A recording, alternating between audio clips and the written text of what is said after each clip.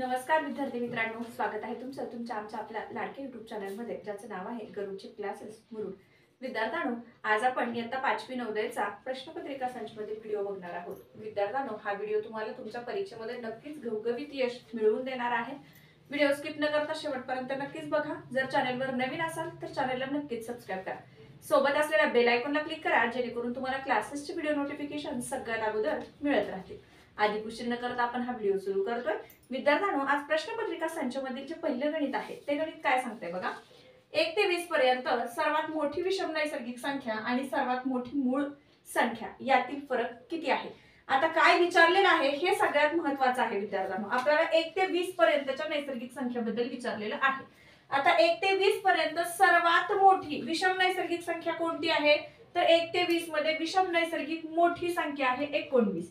तर विद्यार्थ्यांनो, 19 ही संख्या विषम नैसर्गिक संख्या आहे आणि सर्वात मोठी मूळ संख्या असं विचारलेलं आहे. तर 1 ते 19 मध्ये सर्वात मोठी मूळ संख्या सुद्धा 19 हीच आहे आणि या दोन्हीतील फरक किती आहे असं विचारलेलं आहे.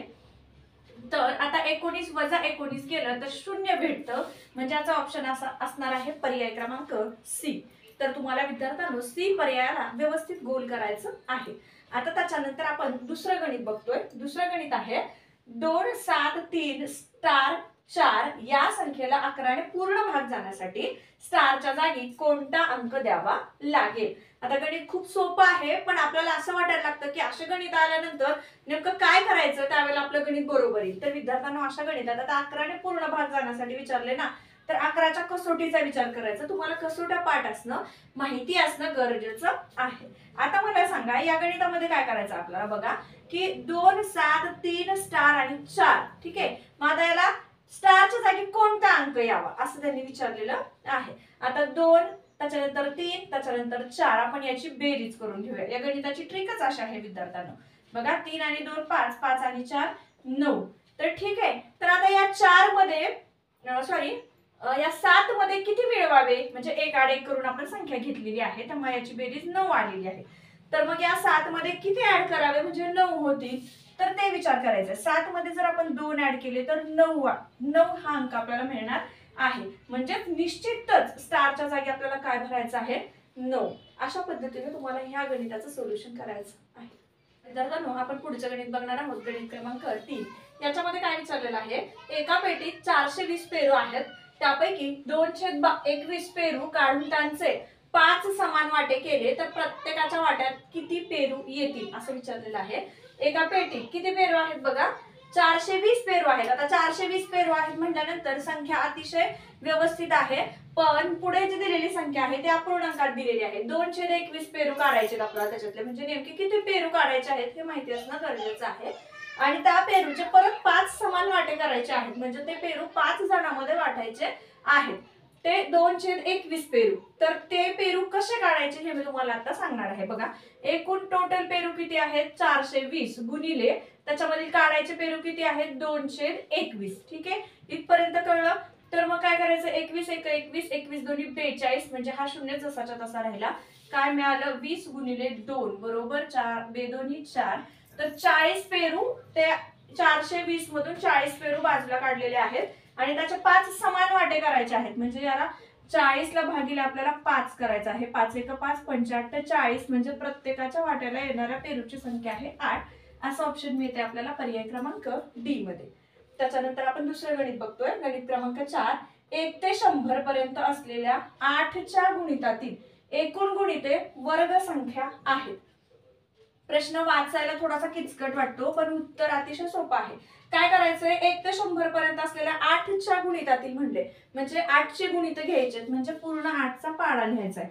8 1 8, 8 2 16, 8 3 24, 8 4 32, 8 5 40, 8 7 48, 8 7 56, 8 8 64, 8 9 72, 8 10 80.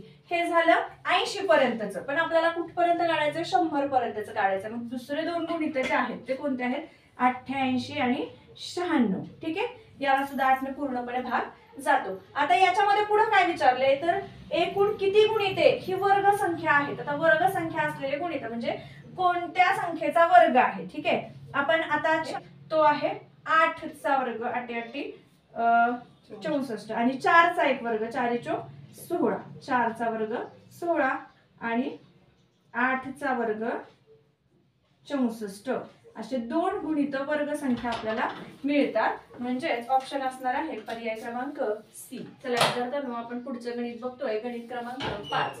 एक वस्तू 500 रुपयांना विकल्यामुळे जेवढा तोटा होतो तेवढाच नफा ती वस्तू 900 रुपयांना विकल्यामुळे होतो, तर वस्तूची मूळ किंमत किती आहे असं विचारलेलं आहे आणि आपल्याला ऑप्शन दिलेले आहेत. असे गणित खूप सोपे असतात, पण आपल्याला वाटतं की खूप अवघड किंवा किचकट आहे की काय.